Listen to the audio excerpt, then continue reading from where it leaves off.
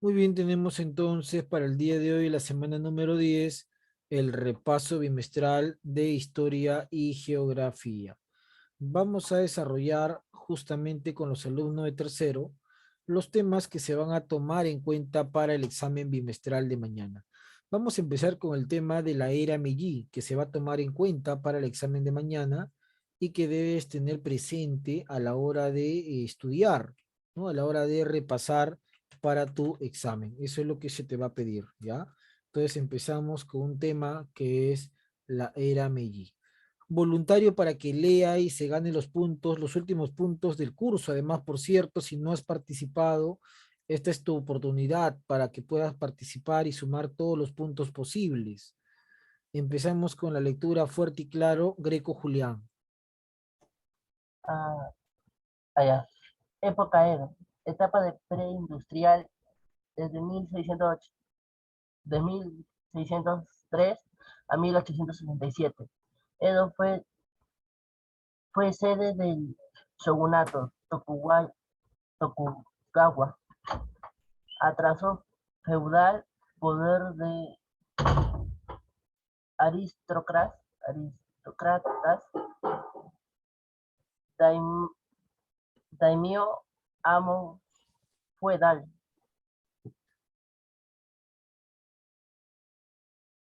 samurái, élite militar, símbolo del shogunato. Matsuhito. Muy bien, Greco Julián. Entonces, vamos a ir por acá. Greco Vázquez.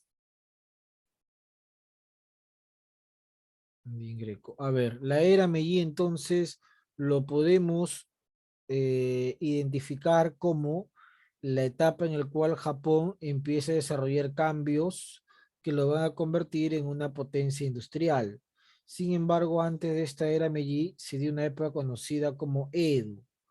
Edo es el nombre que recibe la etapa preindustrial de Japón, ¿no? Edo además es el lugar donde se desarrolló el shogunato.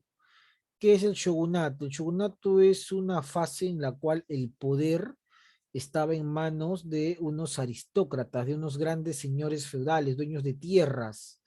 Y estos señores concentraban el poder político dentro de Japón. No había desarrollo industrializado, no se había desarrollado el sistema capitalista. A nivel tecnológico y educativo todavía Japón está bastante retraído, ¿no? La época de los shogunes, el shogunato Tokugawa. Bueno, ¿qué es en sí la era Meiji? Voluntario para que me lea la era Meiji, que es el momento de transformación de Japón. Terry Julián, o perdón, Terry Quispe, te escuchamos. Japón era un país atrasado, congelado en los moldes medievales. A finales del siglo XIX entró en contacto comercial con los Estados Unidos y adquirió productos y estilos culturales de Occidente. Los comerciantes japoneses asumieron más poder y empezaron una guerra civil contra los shogunes, encumbrando al emperador Matsuhito. Matsuhito dirige la era Meiji, transformación de Japón, nace Tokio como capital, modernidad nipona, asume cultura occidental, decreta en carta de juramento. Muy bien, ahí está entonces la era Meiji, la era de culto a las reglas, ¿no? Que inicia en 1968 y se prolonga hasta 1912. ¿Qué significa la palabra Meiji? Culto a las reglas, ¿ya? Eso significa Meiji, culto a las reglas, ¿ya? Japón nos menciona que era un país atrasado culturalmente.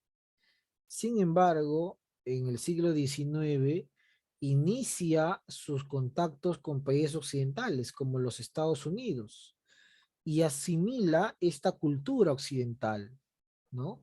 Entonces, los hombres que se dedicaban al comercio en Japón asumen mayor poder y mayor protagonismo y ven que no pueden alcanzar el mayor desarrollo económico y político mientras sigan dependiendo de estos shogunes, iniciándose una guerra civil con los shogunes por el control político de Japón, ¿no? Esta guerra va a finiquitar Cuando Matsuhito o Mutsuhito, como también se le conoce, llega al poder, iniciando pues la era Meiji o era de culto a las reglas, ¿no? Japón se transforma y empieza esa transformación por trasladar la capital de Edo a Tokio, ¿ya? Y muchas de las tradiciones culturales de Occidente, es decir, de Estados Unidos, van a ser asimiladas por los japoneses, ¿no? Es más, se crea un documento en el cual se van a establecer todas las reglas y normas, muy parecido a una constitución política, ¿no? La llamada Carta de Juramento. Son algunos de los elementos que se van a establecer en este periodo, ¿ya? La famosa era de culto a las reglas. Muy bien. Entonces por acá Terry Quispe ya ha leído, ¿no? Muy bien, Terry. El gran Quispe, Paredes Terrillán. Ya está. Entonces, esto es una de las cosas que podrían venir mañana en el examen. Otra de las cosas que se menciona o que se trabajó es la Primera Guerra Mundial, que va desde 1914 a 1919. Voluntario para que lea este esquema, por favor, fuerte y claro. Liliana Juan de Berríos, te escuchamos, Liliana. Primera Guerra Mundial.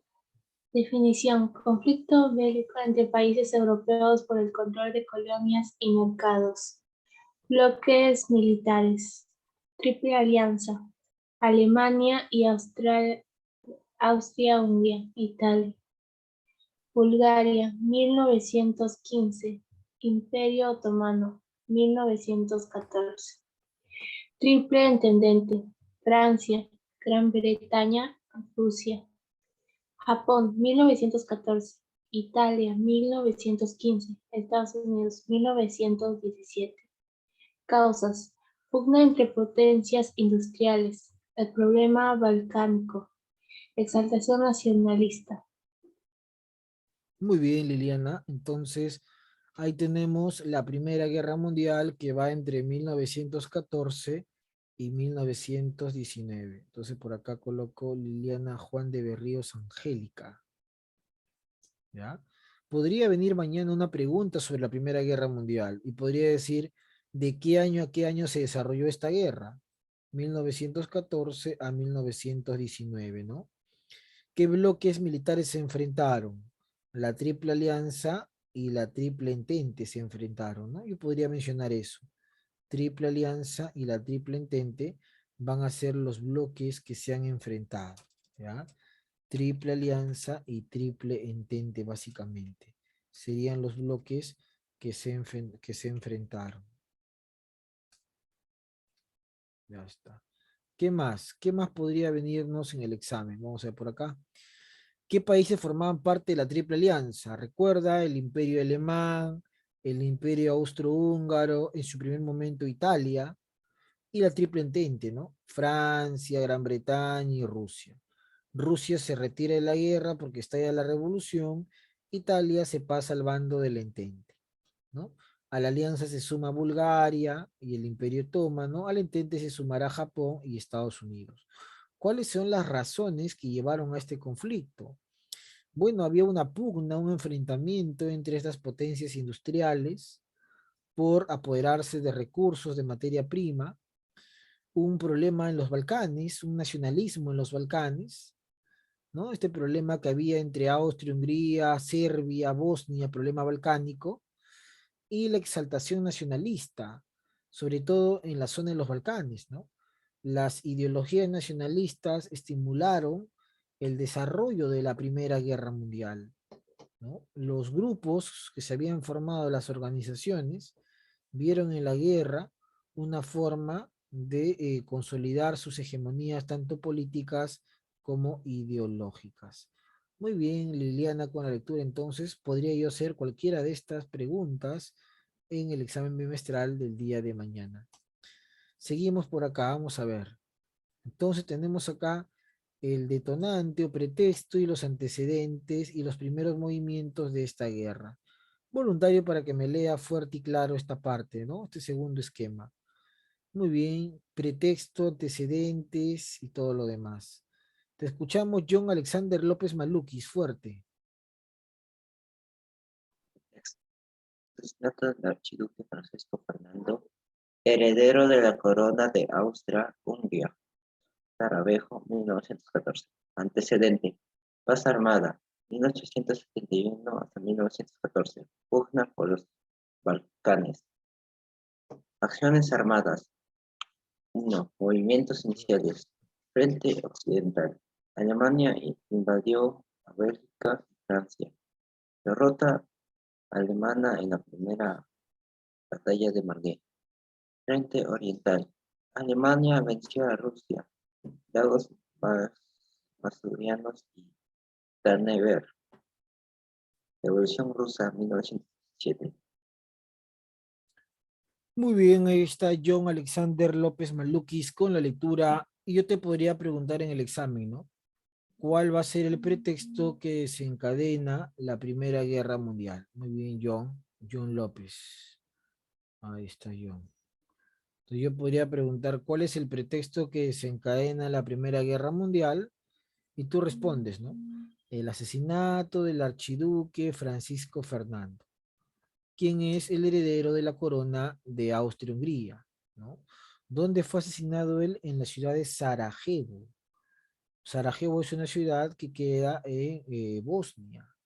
Ahí fue asesinado el heredero del trono austrohúngaro, junto a su esposa Sofía Schotte. ¿Quiénes son los asesinos?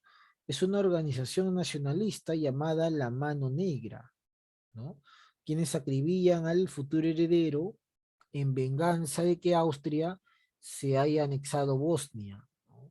Cuando Serbia también ambicionaba Bosnia. Bueno, pero este tema de estos conflictos tienen antecedentes, ¿no? Un periodo conocido como la Paz Armada, que iba desde 1871 hasta 1914. Supuestamente era un periodo pacífico, por eso se llama paz, pero en el fondo las potencias se disputaban el control de los mercados. Por ello se llama paz armada, ¿no? 1871 a 1914. Hay una pugna por los Balcanes, ¿ya?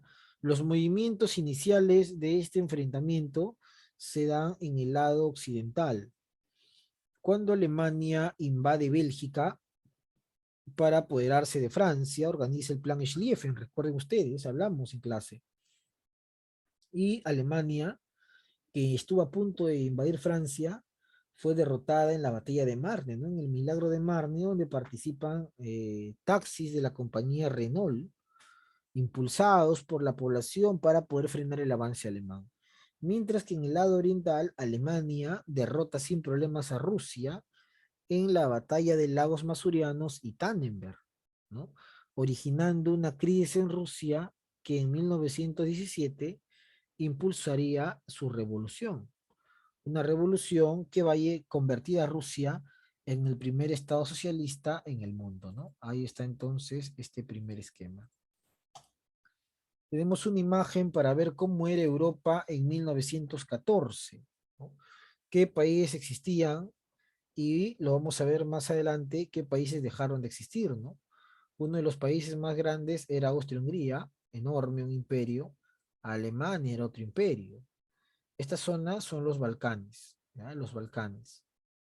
Y por acá tenemos en Occidente a Francia, España, ¿no? Y acá está la isla de Gran Bretaña. Son algunos de los elementos que forman parte del mapa de Europa en 1914. Bueno, seguimos. Voluntario o voluntaria para que me lea la guerra de posiciones y siga sumando sus puntos. Aproveche esta clase que es la última del bimestre aparentemente. Luego tenemos los exámenes bimestrales y ya no va a haber más posibilidad para que tú puedas sumar tus puntos y tu participación. Y sin participación, ¿qué nota te voy a colocar? A ver, Silva Capa, adelante Silva.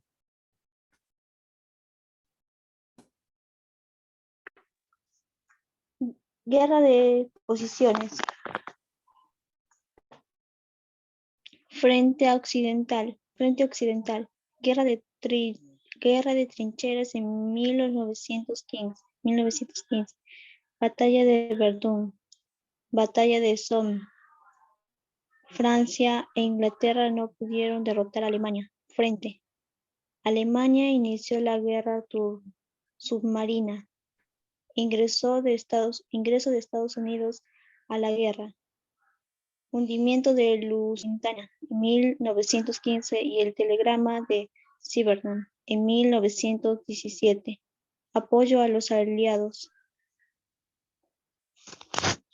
3. Guerra de movimiento finlandés. Frente Oriental. Rusia firmó con Alemania el Tratado de Brest-Litovsk. Estados Unidos compensó la salida de Rusia y favoreció a los aliados. Muy bien, excelente. Muy bien. Ahí está entonces su compañera Silva con la lectura. Vamos a ir por acá, Silva.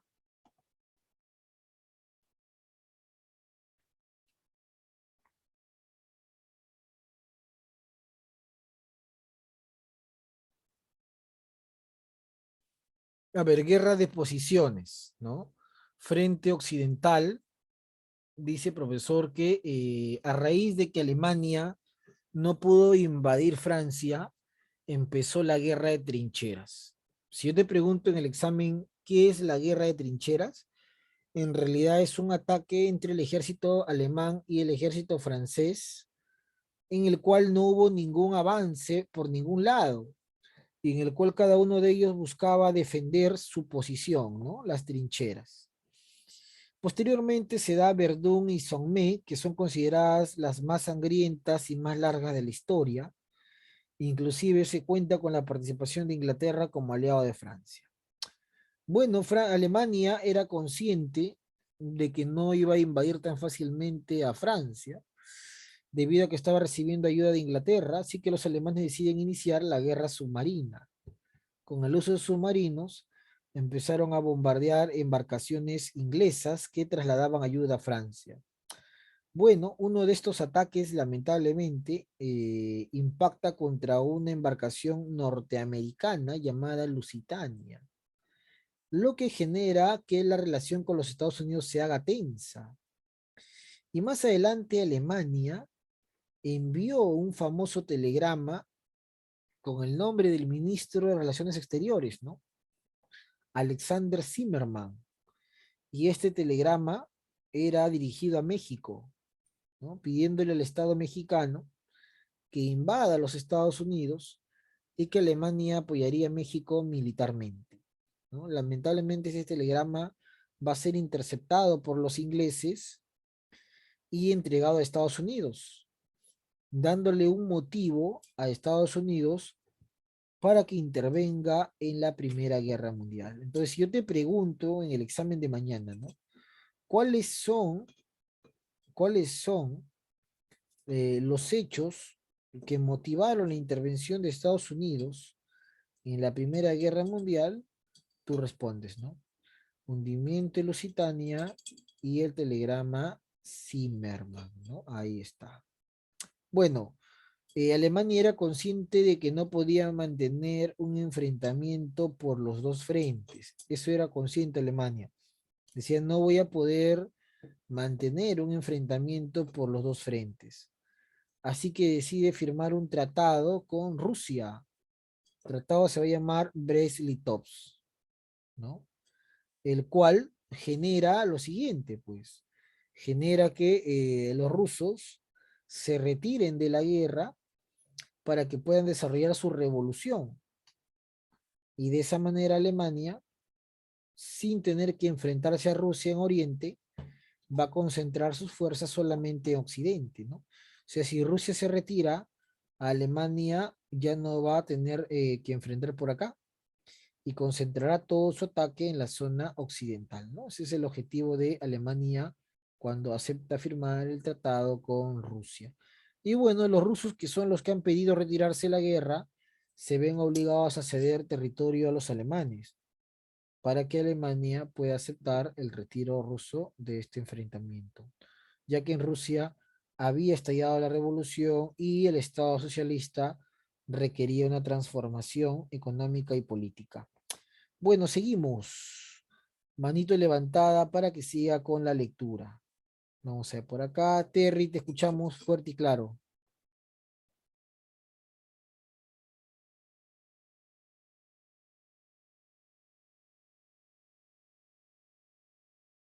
Terry. Bueno, no está. Entonces, Liliana, adelante, Liliana. Frente Occidental, derrota final a Alemania en la Segunda Batalla del Marne. Armisticio de Compiègne, Alemania se rinde. Tratado de Versalles en 1919. Alemania reconoció su derrota y perdió sus colonias. Entregó territorios a países vecinos y debió pagar una indemnización. Se redujo sus fuerzas militares a 100.000 hombres. Nacieron movimientos nacionalistas en contra de ese tratado. Consecuencias: 20 millones de fallecidos, desintegración de los imperios austrohúngaro, turco, otomano y ruso. Nuevos estados en Europa: Finlandia, Estonia, Letonia, etc. Creación de la Sociedad de Naciones. Muy bien, Liliana, Angélica. Juan de Berríos. Entonces, este enfrentamiento que llamamos Primera Guerra Mundial va a tener ya, o va a propiciar en realidad el desenlace a partir de la derrota de Alemania en la Segunda Batalla de Marne, ¿no? Las tropas alemanas van a ser derrotadas por las fuerzas combinadas de Inglaterra, Francia y el apoyo de los Estados Unidos. Además que ya había intervenido en la guerra Japón, invadiendo las colonias que tenía Alemania en Asia y precipitando la caída, ¿no?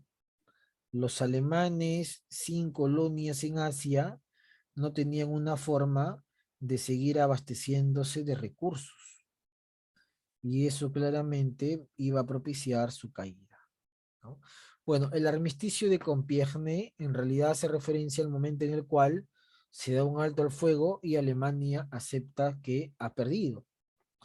El Kaiser Federico Guillermo tiene que escapar y Alemania va a firmar el Tratado de Versalles, en el cual no solo reconoce su derrota, sino que algo más humillante para los alemanes y que va a servir para que luego se desarrolle la ideología nazi después.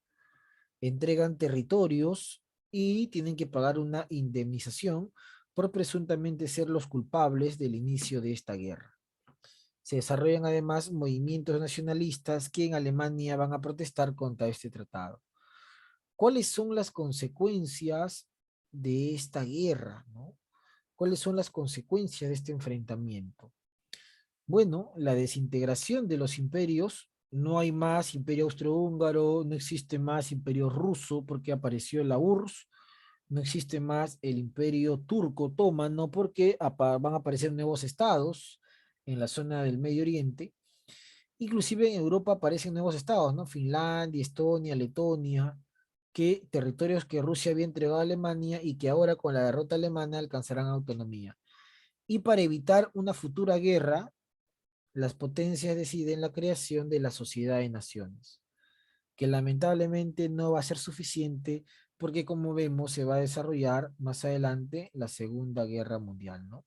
Entonces son algunos de los elementos que ponen fin a este enfrentamiento. Revolución Rusa, otro de los temas que hemos trabajado en el bimestre y que podrían venirnos en el examen de mañana. Un voluntario para que me lea el esquema fuerte y claro. López Maluquis, te escuchamos, López. Antecedentes. Guerra ruso-japonesa 1904-1905. Revolución liberal de 1905. Causas. Despotismo del régimen zarista. Crisis económica agudizada por la Gran Guerra. Extrema pobreza campesina y obrera. Influencia del socialismo. Revolución de febrero de Menchevique.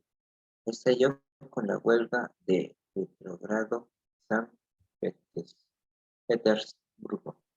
El zar Nicolás II abdicó al trono. Se estableció la República a Kerensky asumió la presidencia. Conflicto entre la Duma, Parlamento, y los soviets de Petrogrado. muy bien, López Malukis. Entonces, vamos a ver acá Revolución Rusa. Muy bien, John Alexander López, ¿ah?